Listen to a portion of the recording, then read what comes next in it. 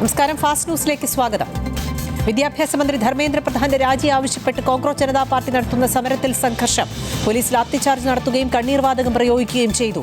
പോലീസിന്റെ നിയന്ത്രണവും ബാരിക്കേഡും മറികടന്ന ഒരു വിഭാഗം പ്രതിഷേധക്കാർ പാർലമെന്റിനടുത്ത് കർത്തവ്യപഥിലേക്ക് എത്തിയതോടെയാണ് സംഘർഷം ആരംഭിച്ചത്.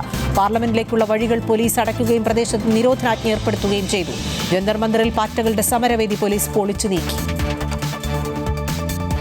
സോനം വാങ്ചുക്കിനെ സഫ്ദർജംഗ് ആശുപത്രിയിൽ നിന്ന് സ്വകാര്യ ആശുപത്രിയിലേക്ക് മാറ്റണമെന്നാവശ്യപ്പെട്ട് ഭാര്യ ഡോക്ടർ ഗീതാഞ്ജലി ആങ്മോ വീണ്ടും ഡൽഹി ഹൈക്കോടതിയെ സമീപിച്ചു. ഡൽഹി ഹൈക്കോടതി ഡിവിഷൻ ബെഞ്ചിലാണ് ഹർജി നൽകിയത്. സ്വകാര്യ ആശുപത്രിയിലേക്ക് മാറ്റണമെന്ന ആവശ്യം നേരത്തെ സിംഗിൾ ബെഞ്ച് തള്ളിയിരുന്നു. വർഷകാല സമ്മേളനത്തിന്റെ ആദ്യ ദിനം ലോക്സഭയും രാജ്യസഭയും സ്തംഭിപ്പിച്ച് പ്രതിപക്ഷം. ചോദ്യപേപ്പർ ചോർച്ച അടിയന്തരമായി ചർച്ച ചെയ്യണമെന്നാവശ്യപ്പെട്ട് പ്രതിപക്ഷം നടുത്തളത്തിലിറങ്ങി. പ്രതിപക്ഷ അംഗങ്ങളുടെ പ്രവൃത്തി സഭയുടെ മര്യാദയ്ക്ക് ചേർന്നതല്ലെന്ന് വിമർശിച്ച് സ്പീക്കർ. പാർലമെന്റിൽ ക്രിയാത്മക ചർച്ചകൾ നടക്കണമെന്നും രാജ്യത്തിന്റെ യുവത്വം പുതിയ ഉയരങ്ങൾ കീഴടക്കുകയാണെന്നും പ്രധാനമന്ത്രി പറഞ്ഞു. മുഖ്യമന്ത്രി വി ഡി സതീശനുമായി കൂടിക്കാഴ്ച നടത്തി KSU സംസ്ഥാന അധ്യക്ഷൻ അലോഷ്യസ് സേവ്യർ. പ്ലീഡർ നിയമനവുമായി ബന്ധപ്പെട്ട് KSUവിന്റെ മുഴുവൻ ആശങ്കകളും മുഖ്യമന്ത്രിയോട് പങ്കുവച്ചുവെന്നും തീരുമാനമെടുക്കേണ്ടത് സർക്കാരാണെന്നും അലോഷ്യസ് സേവ്യർ. KSUവിന്റെ സ്പിരിറ്റ് ഉൾക്കൊണ്ടുകൊണ്ട് സർക്കാർ ഉചിതമായ തീരുമാനമെടുക്കുമെന്ന് പ്രതീക്ഷയെന്നും ക്ഷമാപൂർവ്വം മുഴുവൻ കാര്യങ്ങളും മുഖ്യമന്ത്രി കേട്ടുവെന്നും അലോഷ്യസ് പറഞ്ഞു. നെന്മാറ ഇരട്ടക്കൊലക്കേസിൽ പ്രതി ചെന്താമരയ്ക്ക് വധശിക്ഷ. പാലക്കാട് അഡീഷണൽ ജില്ലാ സെഷൻസ് കോടതിയാണ് ശിക്ഷ വിധിച്ചത്. കേസ് അപൂർവങ്ങളിൽ അപൂർവമാണെന്ന് വിലയിരുത്തിയ കോടതി പ്രതിക്ക് മാനസാന്തരത്തിന് സാധ്യതയില്ലെന്ന് നിരീക്ഷിച്ചു. ജാമ്യവ്യവസ്ഥ ലംഘിച്ചാണ് ഇരട്ടക്കൊലപാതകം. കൊലപാതകത്തിന് ശേഷവും പ്രതിക്ക് കുറ്റബോധമില്ലെന്ന് കോടതി ചൂണ്ടിക്കാട്ടി. പ്രതിഭാഗത്തിന്റെ വാദങ്ങളെല്ലാം തള്ളിയാണ് വിധി. അഞ്ചരക്കണ്ടി ഡെന്റൽ കോളേജ് വിദ്യാർത്ഥി നിതിൻ രാജിന്റെ ആത്മഹത്യയിൽ കുറ്റം നിഷേധിച്ച് അറസ്റ്റിലായ ഡോക്ടർ MK റാമിനെ ക്രൈംബ്രാഞ്ച് സംഘം വിശദമായി ചോദ്യം ചെയ്തു. നിതിൻ രാജിനെ മാനസികമായി പീഡിപ്പിച്ചിട്ടില്ലെന്നും ജാതി അധിക്ഷേപം നടത്തിയിട്ടില്ലെന്നും ഡോക്ടർ റാം മൊഴി നൽകി.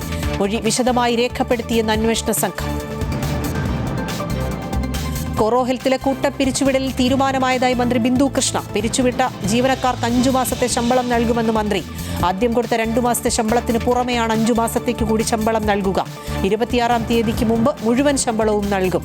മറ്റ് ജോലികൾ ലഭിക്കുന്നതിന് വേണ്ട എക്സ്പീരിയൻസ് സർട്ടിഫിക്കറ്റും റിലീവിംഗ് സർട്ടിഫിക്കറ്റ് അടക്കം എല്ലാ രേഖകളും കമ്പനി നൽകുമെന്നും മന്ത്രി പറഞ്ഞു. ശബരിമല കട്ടളപ്പാളി കടത്തിയ കേസിൽ 30 ദിവസത്തിനകം കുറ്റപത്രം ഫയൽ ചെയ്യാമെന്ന് SIT ഹൈക്കോടതിക്ക് ഉറപ്പ് നൽകി. സ്വർണ്ണക്കൊള്ള കേസിൽ അന്വേഷണം അനന്തമായി നീട്ടാനാവില്ലെന്ന് ഹൈക്കോടതി. ശാസ്ത്രീയ പരിശോധനാ ഫലം ലഭിച്ചിട്ടും കുറ്റപത്രം വൈകുന്നത് എന്തെന്ന് ആരാഞ്ഞപ്പോഴാണ് SITയുടെ മറുപടി. വഖഫ് ബോർഡ് വിഷയത്തിൽ സർക്കാർ അനാവശ്യമായി തലയിട്ട് പ്രശ്നത്തെ വഷളാക്കിയെന്ന് Waqf board chairman KS Hamza. Board പുനഃസംഘടിപ്പിക്കണമെന്നാവശ്യപ്പെട്ട് സർക്കാരാണ് ആദ്യം പരാതി നൽകിയത്. ഫാറൂഖ് കോളേജിനെ സംരക്ഷിക്കാനാണ് സർക്കാർ ശ്രമിക്കുന്നതെന്നും KS ഹംസ.